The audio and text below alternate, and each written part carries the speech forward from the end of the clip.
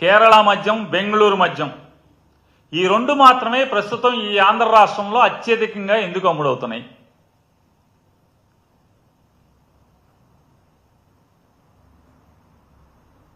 Red బుక్లోనే ఉంటుంది, ఇంకెందులో ఉండదు. కేరళ మద్యం, బెంగళూరు మద్యం అత్యధికంగా ఎందుకు అమ్ముడవుతున్నాయి? దీని వెనుక ఎవరున్నారు? ఎక్కడికి చేరుతున్నాయి? ఇదంతా రెడ్ బుక్లోనే ఏదో ఒక పేజీలో ఉన్నాయి.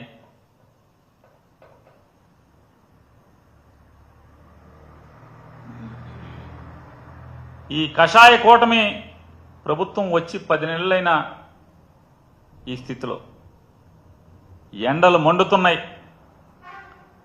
రాష్ట్రంలో బిందెడు తాగునీటికి అల్లాడుతున్నటువంటి వేలాది గ్రామాలు ఉన్నాయి. కానీ ప్రతి ఊరిలో, ప్రతి పేటలో, ప్రతి సందులో, గొంతులో మద్యానికి మాత్రం కొదవలేని పరిస్థితి వాళ్ళ ఆంధ్రప్రదేశ్ రాష్ట్రంలో ఉంది. మంచినీళ్ళకి దిక్కులేదేమో కానీ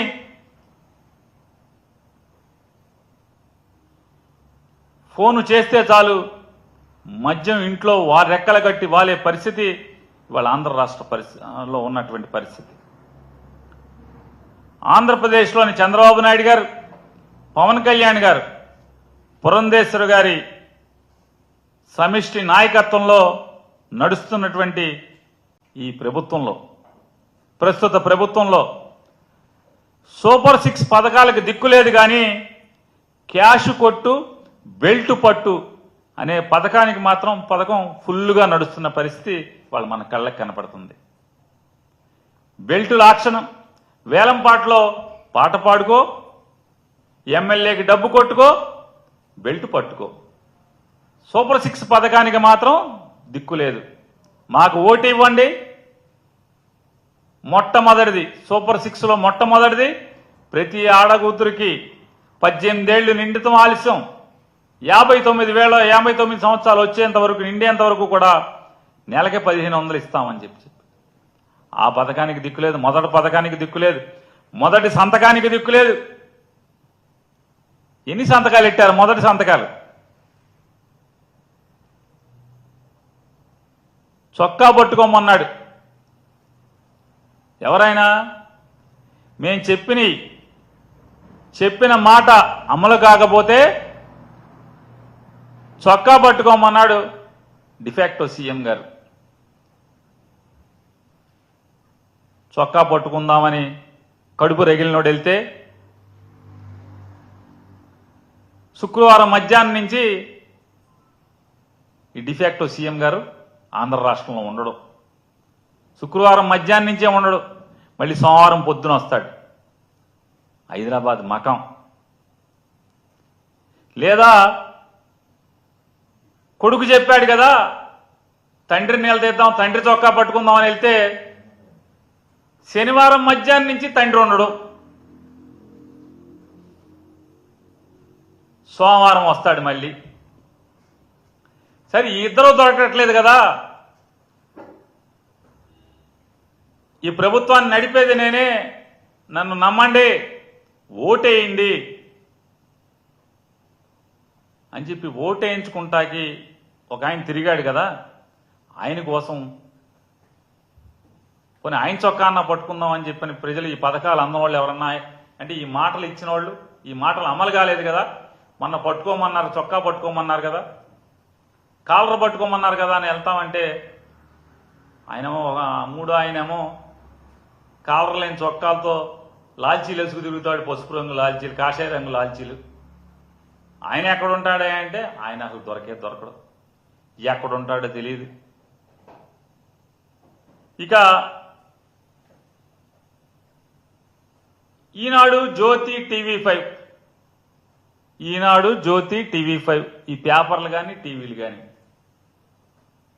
జగన్ బెంగళూరు వెళ్ళాడు అంటారు. కానీ మీరే అంటారు 11 సీట్లు అని.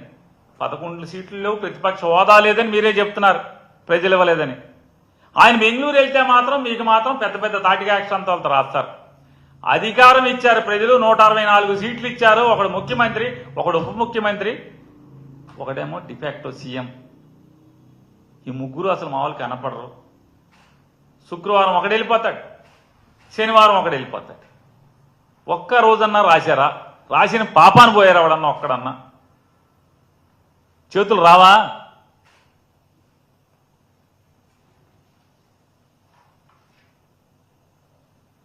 సాక్షాత్తు ఆంధ్రప్రదేశ్ రాష్ట్ర ముఖ్యమంత్రి, అసలు ఆయన మాటలు మాత్రం కోటలు దాడుతాయి. బెల్ట్ ఉంటే తోలు తీస్తానంటాడు, తాట తీస్తానంటాడు, షాపు సీలైంది అంటాడు చంద్రబాబు నాయుడు గారు. ఆయన నియోజకవర్గం కుప్పంలో కానీ లేదా ఇంకొక ఆయన ఉన్నారు, రకరకాల అసలు మామూలుగా అపరిచితుడు అనాలా లేదా దశావతారం అనాలా అర్థం కాదు మనకి. అన్ని గెటప్లు ఆయనే. కాసేపు మనకు అపరిచితుల్లా కనపడతాడు పవన్ కళ్యాణ్ గారు, కాసేపు దశావతారాలు, అన్ని పాత్రలు ఆయనే. కాసేపు హోమ్ మినిస్టర్ని పీకేస్తానంటాడు. నిన్న మొన్న చెప్తున్నాడు అధికారులు ఇక ఉపేక్షించను, తోలు తీస్తా తాట తీస్తా అంటాడు. ఊళ్ళో మాత్రం ఉండడు, క్యాబినెట్ మీటింగ్లకు రాడు, సమీక్షలకు రాడు, ప్రభుత్వాన్ని నడపటాకు ఉండడు. వాళ్ళేమో 25 ఇచ్చాం 50 ఇచ్చాం ఉంటుంది. ఏది నిజమో దేవుడికి ఎరగాలి, ఎర్ర పుస్తకానికి తెరవాలి. 25 ఇస్తున్నారా 50 ఇస్తున్నారా అనేది. ఇంకొకటి చెప్తాడు ఏదో టెండర్లో ఏదో చూస్తున్నామంటాడు. ఇక లేదా అనధికార ముఖ్యమంత్రి గారు ఒక ఆయన ఉన్నాడు, లోకేష్ నాయుడు గారు. అసలు రాష్ట్రంలో ఉన్న 164 నియోజకవర్గాలు లేదా 175 నియోజకవర్గాల సంగతి దేవుడి వరకు పక్కన పెట్టండి. వీళ్ళ ముగ్గురు నియోజకవర్గాల్లో కుప్పం, పిఠాపురం, మంగళగిరి, ఈ 3 నియోజకవర్గాల్లో బెల్ట్ షాపుల్లో బ్రాందీ ఏరులై విచ్చలవిడిగా బహిరంగంగా వడ్డీ కొట్లలో ఫ్రిడ్జుల్లో పెట్టి అమ్ముతున్న పరిస్థితి మనకు కళ్ళకు కట్టినట్టు ప్రజలకు కనపడుతుంది. కళ్ళకు కట్టినట్టు ప్రతి బడ్డీ కొట్లో ఫ్రిడ్జ్లో, బడ్డీ కొట్లో ఫ్రిడ్జ్లో బీరు, బ్రాందీ, విస్కీ. ఇవాళ ముగ్గురు నియోజకవర్గాలే ఈ రకమైన పరిస్థితులు ఉంటే ఇక మిగతా రాష్ట్రంలో ఉన్నటువంటి 172 నియోజకవర్గాల్లో ఎలా ఉంటుంది పరిస్థితి? ఆలోచించమని అడుగుతున్నాను ఒకసారి ప్రజలందరినీ కూడా. నేను మాట్లాడేది కూడా మనందరం, మీరు నేను రోజు చూస్తున్నది, మన కళ్ళతో కనులారా కంటున్నది, చెవులారా వింటున్న విషయాలే. నేనేం కొత్తగా చెప్పట్లా, వాళ్ళలాగా స్టోరీలు అల్లట్లేదు.